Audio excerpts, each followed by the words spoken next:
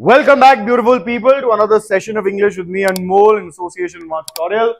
आज हम अपना चौथा वीडियो करेंगे 50 वीडियो के सीरीज में English from basic to advanced की. Without any further delay let's get right into it. आज हम दो वर्ब्स देखेंगे, टू बी और टू हैव. टू बी मतलब अस्तित्व में होना, टू हैव मतलब आपके स्वामित्व में होना, पोजेशन में होना, आपके पास कुछ होना.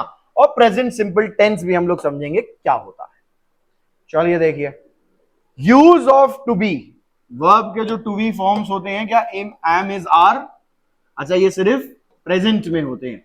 इसमें पास्ट में अगर करें तो वॉज वर होगा, कंटिन्यूअस में करते हैं तो बीइंग होता है, और परफेक्ट में करते हैं तो बिन होता है. ये बाद में आएगा. अभी हम लोग आज एम इज और आर समझेंगे जो टू बी के प्रेजेंट फॉर्म्स है. कौन से हैं? प्रेजेंट मतलब वर्तमान में बोलने के लिए अगर हम उपयोग करेंगे इनका तो एम इज और आर का यूज करेंगे. और टू हैव का क्या होता है? हैव और हैज. इसका भी ऐसे हैड होता है पास्ट फॉर्म, हैविंग होता है कंटिन्यूअस फॉर्म, थर्ड फॉर्म भी हैड होता है इसका. अभी नहीं, बाद में करेंगे. हैव और हैज अभी याद रखिए जो इसके प्रेजेंट फॉर्म्स होते हैं. और introduction to simple present tense. Simple present tense क्योंकि सिंपल प्रेजेंट टेंस में ही हम लोग ये वाले वर्ब्स यूज करेंगे. अच्छा, टू बी वर्ब होता क्या? सबसे पहले वर्ब एक ऐसा वर्ड होता है जो आपको एक्शन या स्टेट दिखाता है.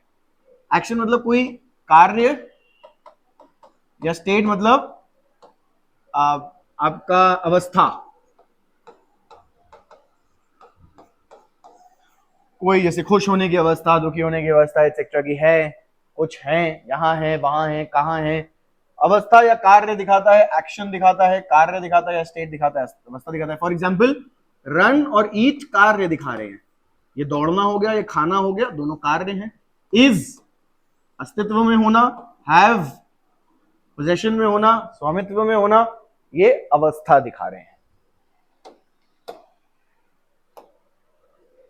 टू बी देखिए, अब एम लगता है, कल हमने प्रोनाउंस किए थे फर्स्ट पर्सन सिंगुलर प्रोनाउन आई के साथ. इज लगता है third person singular pronoun he, she और इट के साथ.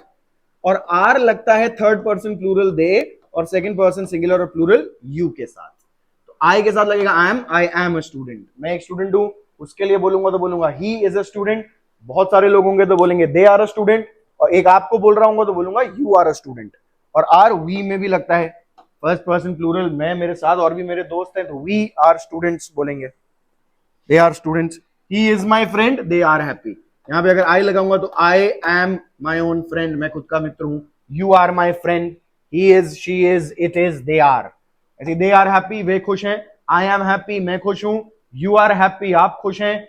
ही is happy, she is happy, it is happy, they are happy. तो याद रखिए, आई के साथ लगेगा एम,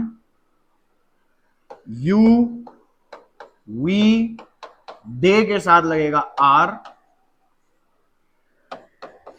ही, शी और इट के साथ लगेगा is. I am happy, you are happy, we are happy, they are happy, he is happy, she is happy, it is happy. To have मतलब होना भाई, I have a book, she has a book. अब have और have लगेगा I, we, you और दे के साथ. दे के साथ आएगा हैव. और वहीं ही, शी और इट के साथ आता है has. So I have a book, मेरे पास एक बुक है. वी हैव अ बुक, हमारे पास एक बुक है. यू हैव अ बुक, आपके पास एक बुक है. दे हैव अ बुक, उनके पास एक बुक है. She, he and it has a book, मतलब उसके पास एक बुक है. वह पुरुष, वह महिला, वह वस्तु. He has a book, she has a book, it has a book. She has a car, she के साथ देखिए हैज लगाए. ये he, she, it third person singular जो है, थर्ड पर्सन सिंगुलर्स अधिकांश रूप से एक अलग फॉर्म ही लेते हैं वर्ब का. वहां पे भी आपने देखा था ही, शी और इट के साथ इज लगा था, आई के साथ एम लगा था, बाकी सबके साथ आर लगा था. यहाँ पे आई के साथ कुछ अलग नहीं है, आई के साथ भी हैव है. अच्छा, प्रेजेंट सिंपल टेंस आज समझेंगे क्या होता है. 12 टेंसेस होते हैं इन टोटल, एक उसमें से अभी देखेंगे प्रेजेंट सिंपल टेंस. प्रेजेंट जैसे प्रेजेंट, पास्ट, फ्यूचर, 3 वो टेंसेस होते हैं. Simple, continuous, perfect, perfect continuous 4 वो होते हैं. 3 गुणा 4 12 टेंसेस टोटल. और प्रेजेंट सिंपल टेंस आज समझेंगे. Used to describe daily routines, facts and habits. अगर आपको अपनी दिनचर्या के बारे में बताना है जो रोज चीज होती है या रेगुलर होती है, हफ्ते में होती है, हर हफ्ते में, हर महीने, हर साल होती है, जो भी पर रेगुलर होती है वो, जैसे हैबिट्स, या कोई जानकारी आपको फैक्ट देना है, कोई यूनिवर्सल फैक्ट बताना है, जैसे ग्रास इज ग्रीन, तो वो सब चीजें सिंपल प्रेजेंट में बताई जाती हैं। क्या फॉर्म होता है उसका, देखो सब्जेक्ट होता है, पहले आता है भाई, फिर V1 बेस फॉर्म, V1 लगेगा वर्ब का जिसको हम लोग कहते हैं बेस फॉर्म, प्लस ऑब्जेक्ट। अच्छा, V1 बेस फॉर्म के अलावा यहाँ पे थर्ड पर्सन सिंगुलर फॉर्म भी लग सकता है। थर्ड पर्सन सिंगुलर फॉर्म किसके साथ लगेगा, थर्ड पर्सन सिंगुलर सब्जेक्ट के साथ लगेगा। थर्ड पर्सन सिंगुलर सब्जेक्ट क्या थे, ही, शी और इट। अभी प्रोनाउंस में ही समझेंगे, कोई सिंगुलर नाउन भी हो सकता है, तो सिंगुलर नाउन हो सकता है कोई, जैसे राम, राम भी थर्ड पर्सन सिंगुलर हो गया, या सीता अपने आप में राम एंड सीता कह देंगे तो थर्ड पर्सन प्लूरल बन जाएगा, क्योंकि वो दो से ज्यादा लोग हो गए, एक से ज्यादा लोग हो गए, वो दो या दो से ज्यादा। अच्छा, थर्ड पर्सन सिंगुलर फॉर्म को हम लोग VSES फॉर्म कहेंगे।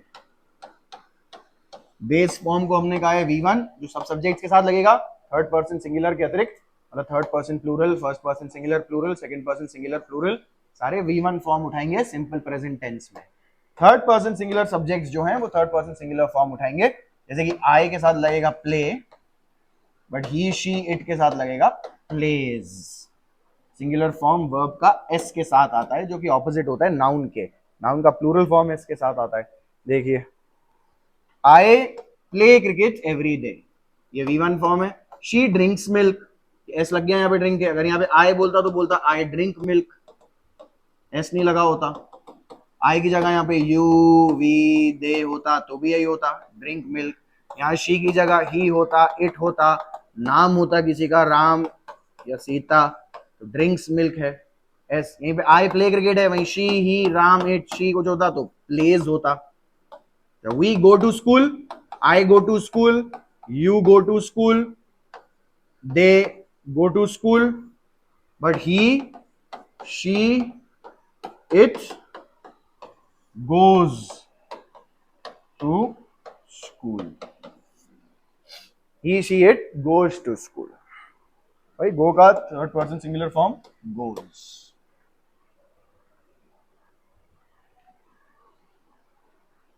भाई पॉजिटिव सेंटेंसेस उसमें कैसे बनेंगे, ही, शी, इट के साथ वर्ब प्लस SES फॉर्म लगता है, she reads.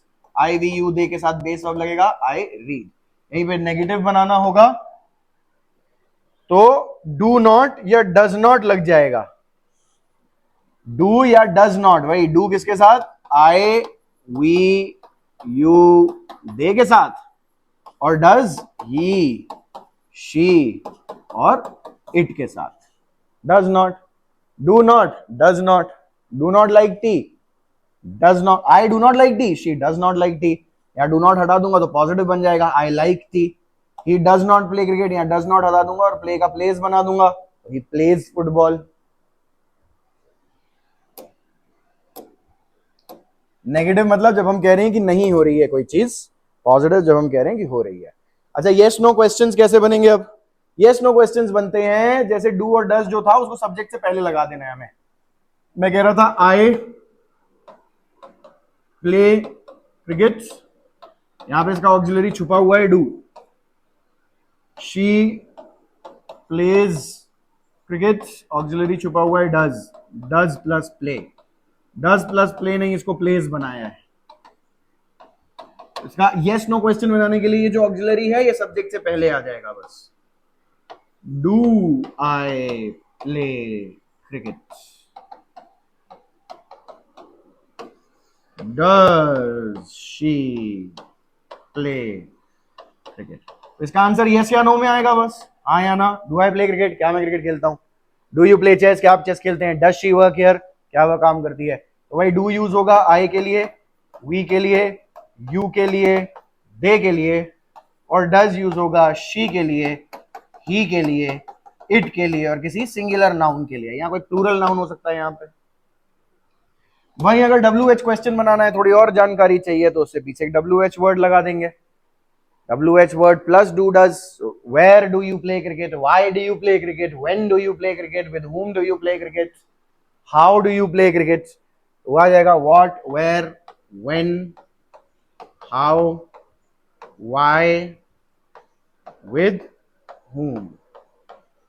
what do you do, what होता है क्या, where होता है कहां, when होता है कब, how होता है कैसे, why होता है क्यों, और with whom होता है किसके संग, संग किसके।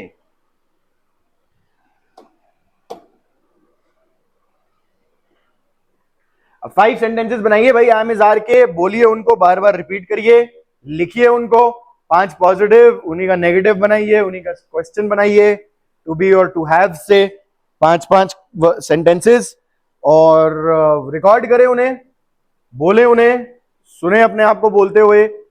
कंफ्यूजन अगर आपको है उसमें तो नीचे कमेंट सेक्शन में आप अपने आंसर्स डाल सकते हैं और मैं चेक कर लूंगा आपके लिए वो सही है कि नहीं। अगली वीडियो में हम लोग करेंगे एडजेक्टिव्स और describing words. Thank you so much for joining in, and I shall see you in the next one.